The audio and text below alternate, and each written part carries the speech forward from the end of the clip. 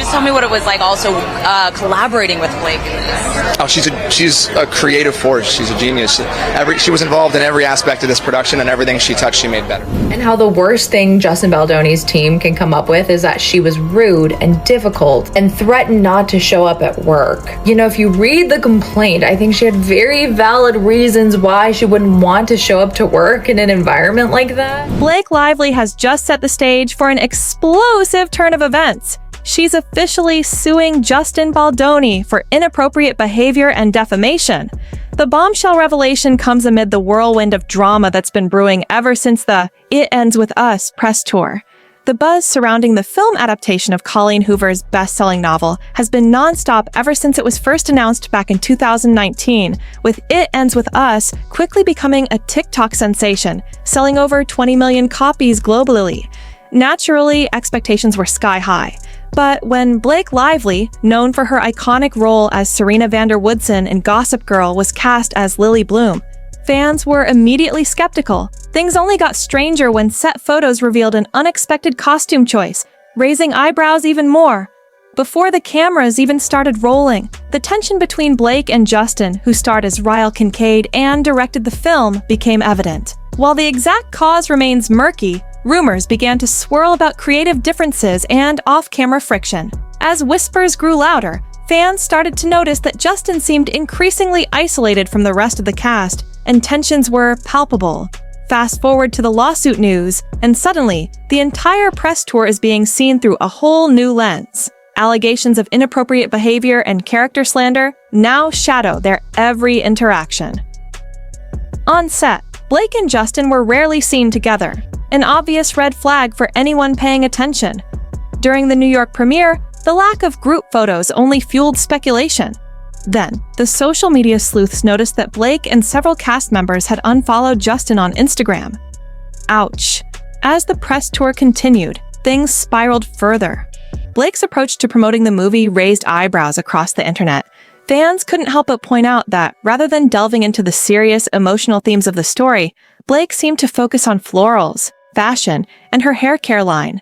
At one event, she even invited fans to pick up flowers before heading to the theater. Was it a tone-deaf move or a deliberate distraction? Either way, the drama surrounding It Ends With Us has gone from buzzworthy to downright scandalous.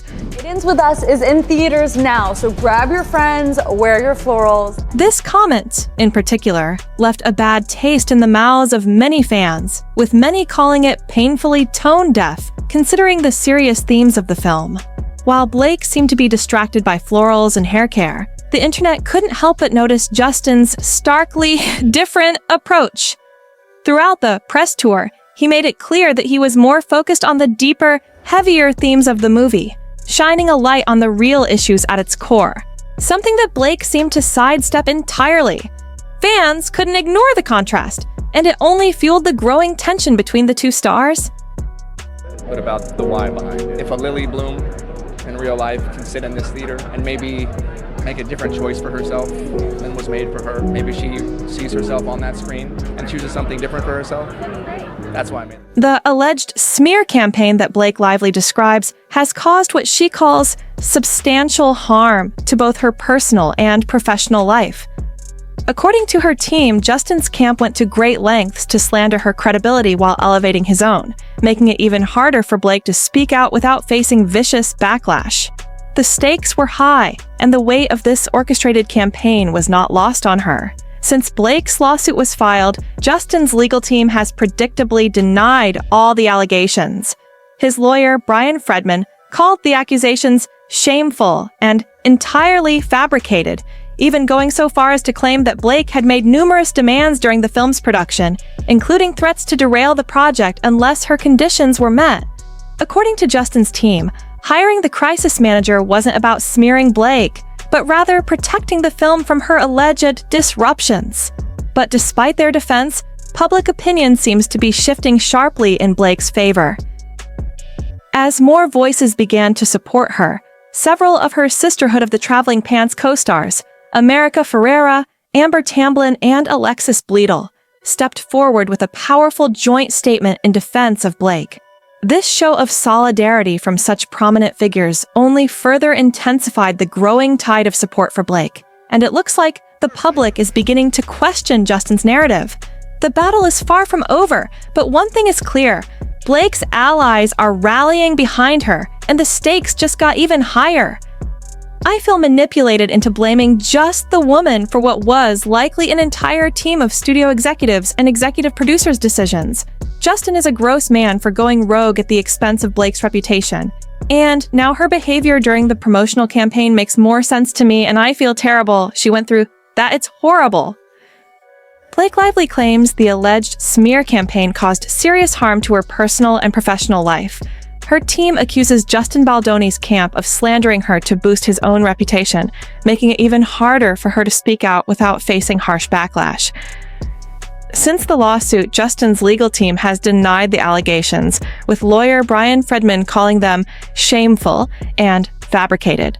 He also accused Blake of making numerous demands during filming, including threats to derail the project unless her conditions were met.